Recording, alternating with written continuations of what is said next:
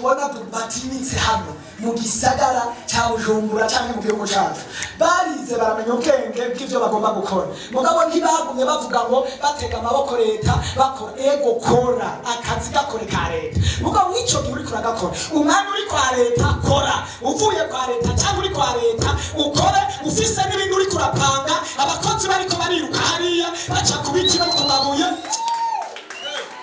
Haleluya haleluya uva ku kazarira kwa leta uhita ukontorora botike ukontorora farumasi ukontorora ibitaro ukontorora hariya alimentation ukontorora hariya mu nzira ibitoro ku masitasiyo ukontorora aho ni ushobora menya igihe. Haleluya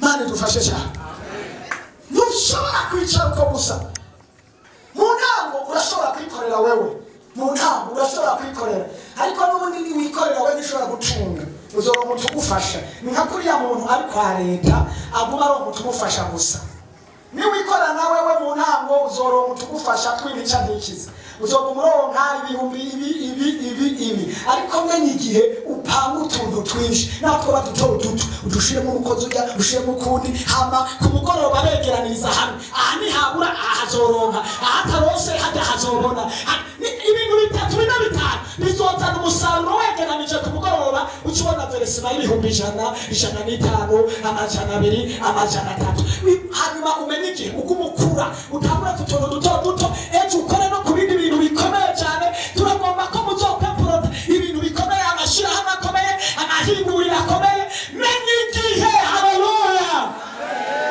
kandi ikibazo gihari iyo utamenya igihe cyose ntigihagarara kiguma kirengana urabere isingora igihe kiguma kibandanya ariko wowe ukaguma ngaho igihe ntigihagarara kandi iyo utamenya igihe mu minsi mike urasaza ugasaza atakintu wimariye. Haleluya Mana dufashe cyane oya. Haleluya ugira gatatu nugukora iyo umuntu amenya igihe ciwe acashira kagakora nivyo nyene ndiko ndababwira gukora kandi n'inkomezi nk'umuntu azopfa ejo kubera iki kuko igihe cyawe ni gito igihe cyanjye ni gito dukore mu mwanya dufise inkomezi dukore mu mwanya dufise ikintu nuracyumva neza dukore mu mwanya dufise iki mu mwanya w'amagara meza tora mu mwanya ufise utugufu ukora wamuririndiwe nimba wahawe kuririmba muri mwanya ririmba byagutosha uririmbe mu gatondo no ku mugoroba uririmbe ushaka ukubite ku mabati wikubite hasi uririmbe unezereza Imana uririmbe wubake imitima uririmbe kuko nutaririmba mu gihe cyawe igihe kiguma kibandanya mu myaka 3 ntuzoba gishobora gukompoza ururirimbo kora mu gihe cyawe rero hageze amasengesho senga mu myaka 10 ntuzoshobora gusenga nutasenga senga hagira amasengesho wibikako hari igihe azogira icyo azokora mu gihe kizoza wewe utagifise inkomezi amasengesho wasenze abari yaca mu bikorwa. Haleluya Tabita igihe kimwe ariko arakora arashobora duhuzu arafasha imfuvyi arafasha abapfakazi arakora igihe cyo gupfa kica kirashika kimaze gushika amaze gupfa aba yafashije baravuga ati ntapfa turiho twambaye kubera Tabita batangura kurira ibikorwa yakoze nibyo byaduze bibicibutso. Haleluya amarira araduga bicibutso ibikorwa yakoze biraburana gushika haguruka Petero araza aravuga ngo uyu muntu ntapfa aramusengera aratabara ibikorwa uri kurakora kumenya igihe ejo bizogutabara mu gihe uzoba ushaje bizotabara abana bawe Tabita biramugarura ariko nta muntu ariko arumva icyo ndiko ndavuga ariko hari umuntu ariko aramenya igihe. Imana idufashe cyane iyo umuntu amenya igihe ategura akadoda kiwe apana kwicara hariho abantu mu buzima bwabo aronka 5 pafu 10 pafu 20 pafu 50 pafu aronse 100 akagaba gutya asanga abana n'abantu ngaho mu buyenzi bagiye gusuma imikeke ya platini y'ibihumbi 30 baguze inkoko y'ibihumbi 20 nabo akabaraba baguze n'ibindi n'abaronse ibihumbi 100 babana mu rupangu bakubita ajya kumbabura kumbabura shiriririri akaca nawe afata ibyo bihumbi 50 akavuga ati bo babangaye agafata ibyo bihumbi 10 nabyo ngo 50 ngo babangaye menye igihe ujya ariko arabwira bijya hari ahantu haca yaramenye igihe kumbura arafise inzu yanduza miliyoni 2 arafise ibintu akora yanduza miliyoni 3 hanyuma nawe ugomba umwigane wigane inzovu ngo kunya ugatabuka gendana n'ibihe byawe ariko nta muntu ari hano ngo abyumve gendana n'ibihe byawe haleluya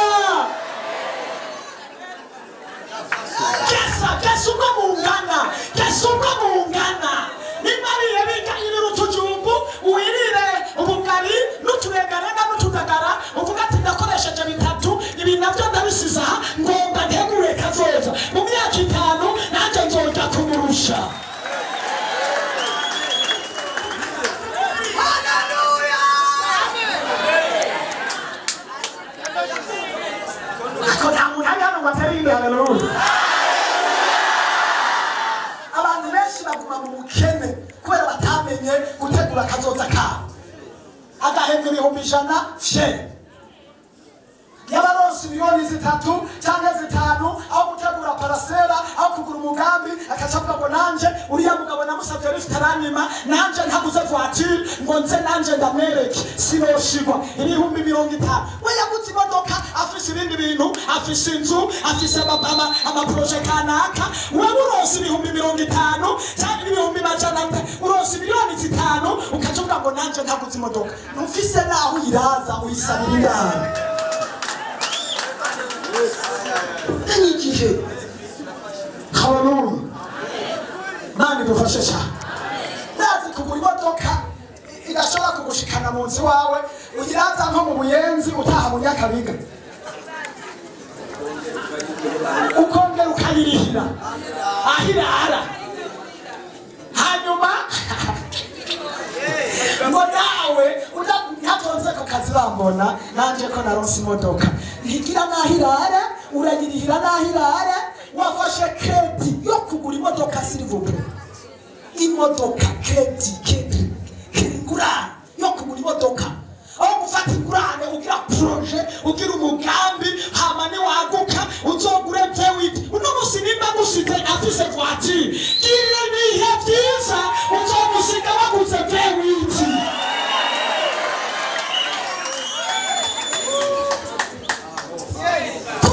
tumenye iki haleluya nane nimba kwigera ifite voiture bimaziki mureki kibazo kirihe mureki wewe uvuga ati sawa ico cunganya jewe n'igihe cyanje kuko igihe cyose gifise umwanya ikintu cyose gifise umwanya w'iki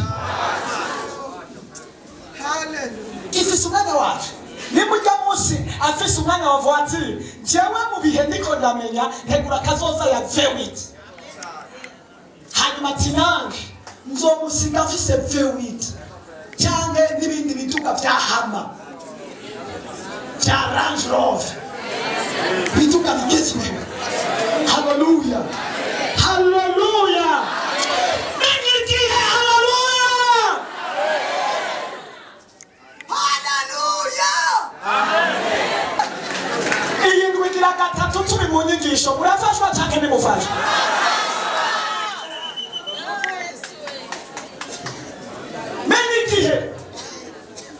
abantu benshi baratakaza umwanya nagomba kubwira igihe kigiye ntuzokigarukana niba uri n'umukozi w'Imana menye igihe niba hari umugamagaro wawe ufise menye igihe w'icyo gihe nyene ukore mu gihe cyawe kuko nicyakurenga yo Yesu adufashe cyane Imana idufashe cyane reka kuraba iby'abandi reka kuraba ngo naka yambaye costume y'ibihumbi 500 ngo nanje nawe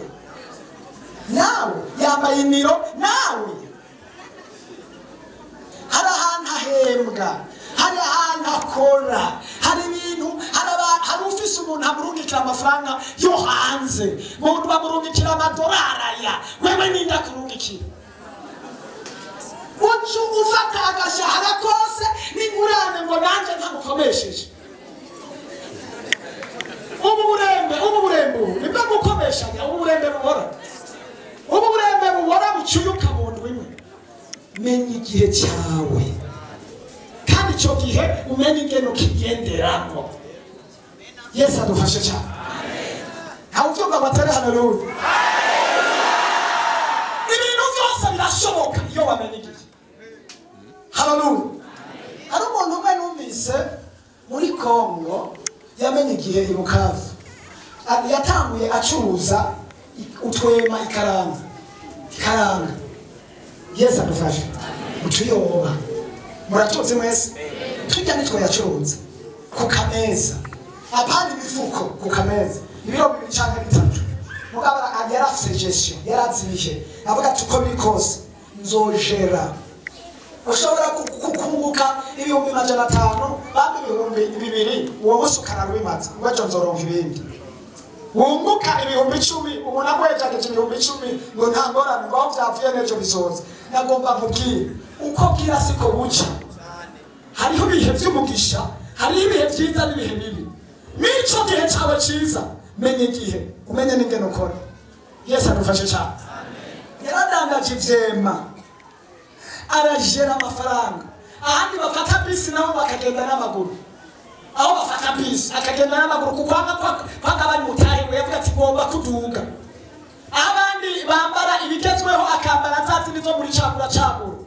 Abantu bakamusuzugura, bakamutukira apfa niyagira nti ntaco bitwaye. Musuzuguye umunsi ariko ejo muzonyemera. Kuko yari yamenye igihe. Ahura n'ibihe bidasanzwe. Arihangana. Igihe kimwe bagatahe gakuze amaze kuronka amafaranga bari mu rusengero ngo yumva arakozwe ko abantu bariko barakorera batabutumwa, acagenda bafata udufaranga twose yarafise tumutahe abura benaka abavugira ko ubutumwa bwiza. Aravuga ataha aniburi ayo nari kurya cyangwa nari gukoresha ibindi nkajya neza, basi reka ndatange mu nzu y'Imana hama ndayishu iki kintu abantu bose batokivugira ko ubutumwa ko mbivye mu nzu yayo nanje ngomba nishuza Imana. Ngogura ko kana arakagura mu minsi yose bataraza gusenga saa 11 yabanza kunza kakakura agafuka amatahafukamye niho nasize amagara yanje n'ubutunzi bwanje n'ubuzima bwanje. Urabizi kandi abantu bariko baravuga ubutumwa bagahezagirwa kubera iki kintu naguze ngaha. None rero mwami wanje naguranye wewe ukunyana naguranye Imana ikomeye kandi ishizwe hejuru, nanje uzoshire hejuru igihe gikwiye gishitse. Imana ngo yumva iryo sengesho. Mwiyo minsi twariko turavugana n'umuntu asengera ko uyo muntu aracariho ngo baze nk'imyaka 20 irenga. Uyu munsi watanga nabikiwe n'ahantu asengera kandi umukozi w'Imana atanga ikigira 10 miliyoni amajana 750 ku kwezi. Yatanguye kuvyema utwema utuyoba. Umva ikigira 10 miliyoni amajana 750 yaraharuye mu madolari umenga atanga hafi mu 27 miliyoni. 27 miliyoni.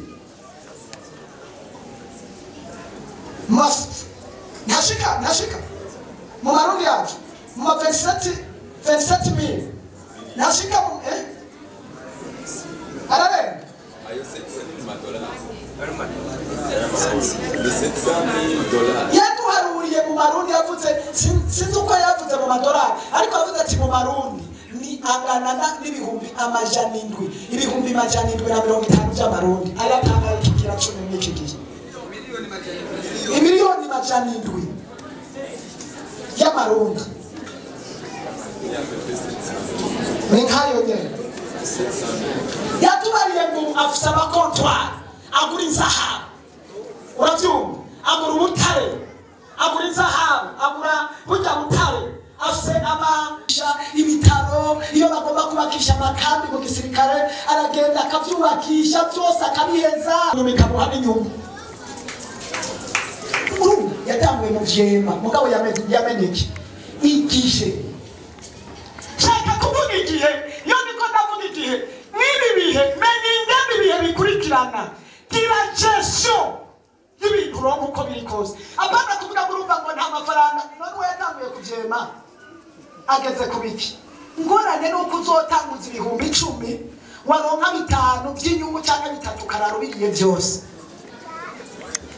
nta hantu uzoshika ukwiye kumenya igihe cyawe Yesu adufashe cyane ariko nta muntu ariko arankurikira ukwiye kumenya igihe reka dusomere Luka 4:18 na 17 mu mwanya tugomba dusenge mwihangane 4:18 na 17 ndasoma mu izina rya Yesu. Bamuha igitabo cy'uvugishwa n'Imana. Yesaya arakizingurura abona ahantu handitswe ngo mwe muhoraho ari kuri cewe. Nico cyatumye andobanuza amavuta kugira ngo mbwire aboro ubutumwa bwiza. Yes. Yantumye kumenyesha abarindwa ko barekuwe n'impumyi ko zihumuka no kubohora abanywaguza imitima. Amen. Umurongo wa 19 no kumenyesha abantu umwaka wo kwemererwamwo n'uhoraho. Amen. Nagomba ndababwire Yesu yarazanywe kumenyesha abantu umwaka wo kugira ande kwemererwamwo. Umuntu urumva iri jambo Yesu yarazanywe na misiyo yo kwemererwa kumenyesha abantu ko hari umwaka wo kugira ande kwemererwa ko kugira ande kwemererwa. Menya ko wageze mu gihe cyo kwemerwa. Iyo umuntu ageze mu gihe cyo kwemerwa ibintu byose bicamo. Haleluya. Iki kintu ni wacumvise neza. Yesu cyari kimuzanye ngo no kumenyesha abantu igihe cyo kugira ande igihe cyo kwemererwamo. Menya igihe yuko wabutse mu gihe cyo kwemererwamo cyangwa atari igihe cyo kwemererwamo. Mose yarakoze mu bihe ataricho keshi na kesha ndi umuntu asamara kugisha iri jambo muri ko muraryumva ariko nta muntu asinziriye ngaho atere haleluya bazi murakoze tusubire kandi abasinziriye batere haleluya ziko abantu batacumva ikirundi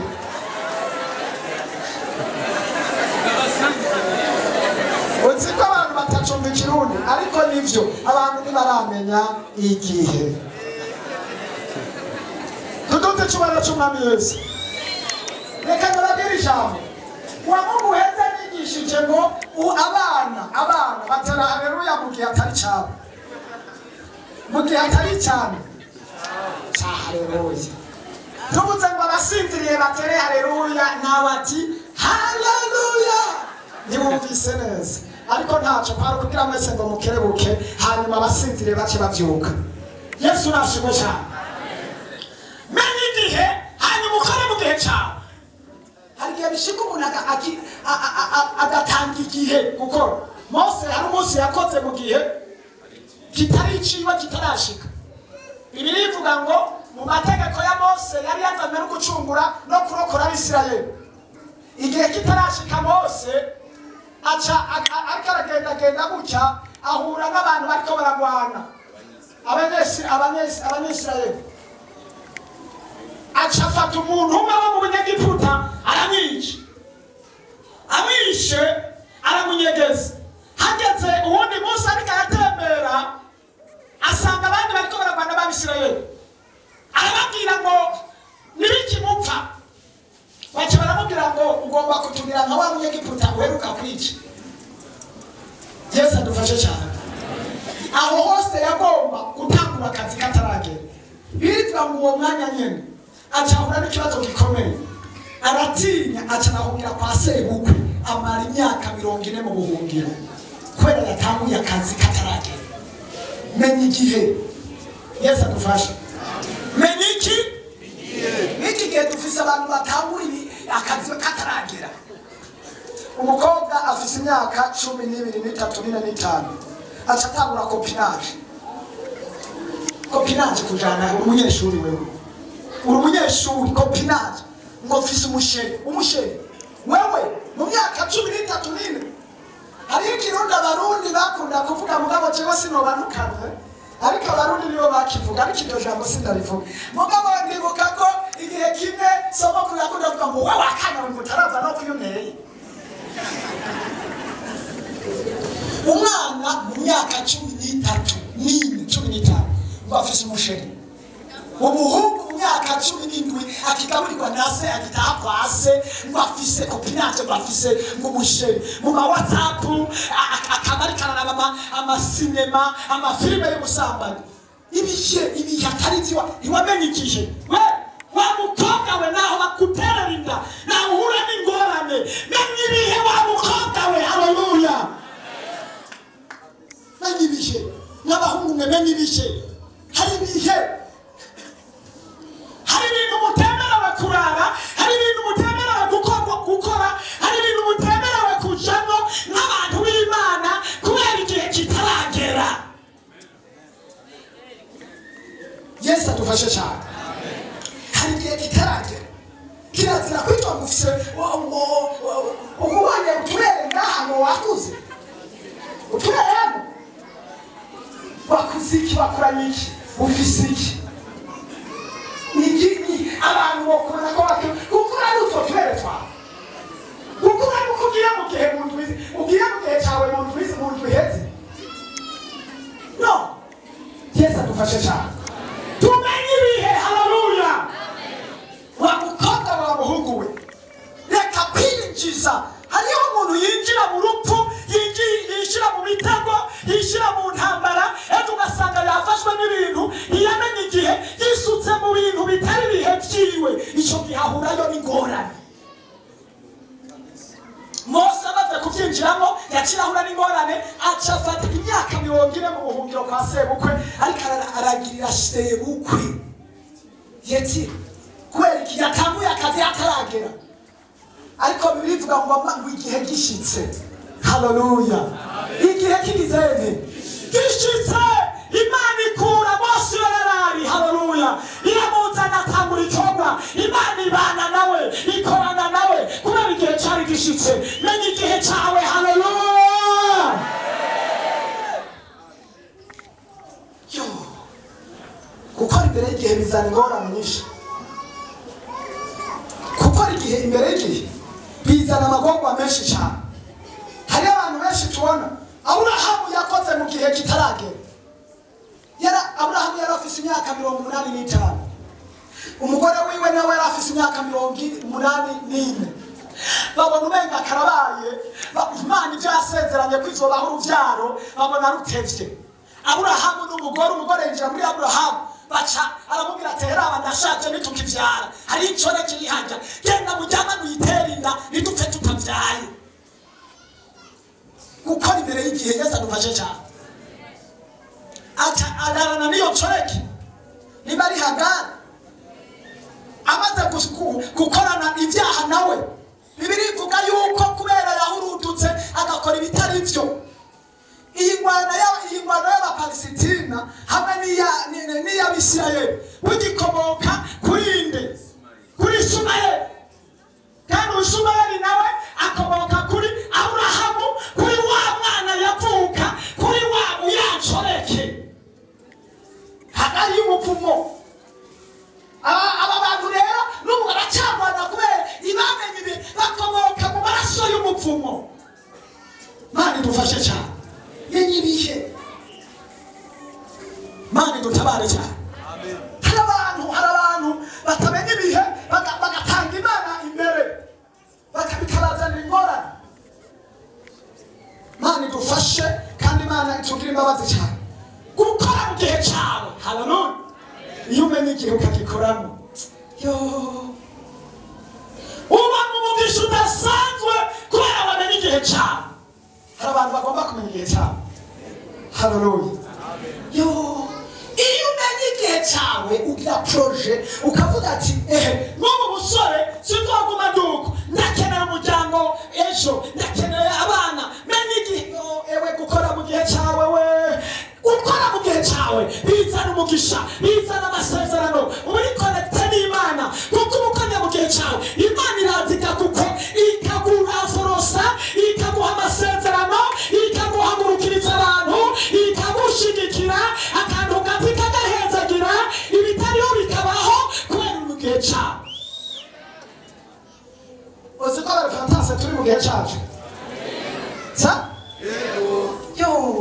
muri mu gihe cyanyu ariko ni ngombwa ko tumenya igihe turimo. Yesu adufashe cyane.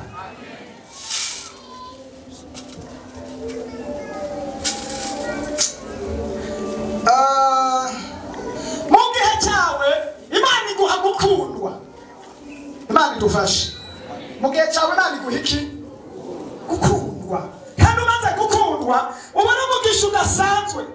Mu gihe cya Mose kigeze Imana iramuhagurutse ikimuha gikundiwe. Erawe Bibiliya ibwira ngo Abisirayeli usomye hajya kuva igice cya 12 were ku murongo waho wa 30 kumbure 3:5 3:6 ngo Imana ishyira iha Abisirayeli kugirana ikiganza cyiza bahagukundwa ngo kurabwa neza niko Bibiliya ivuga ibaha kugirana kubera cyari igihe. Haleluya.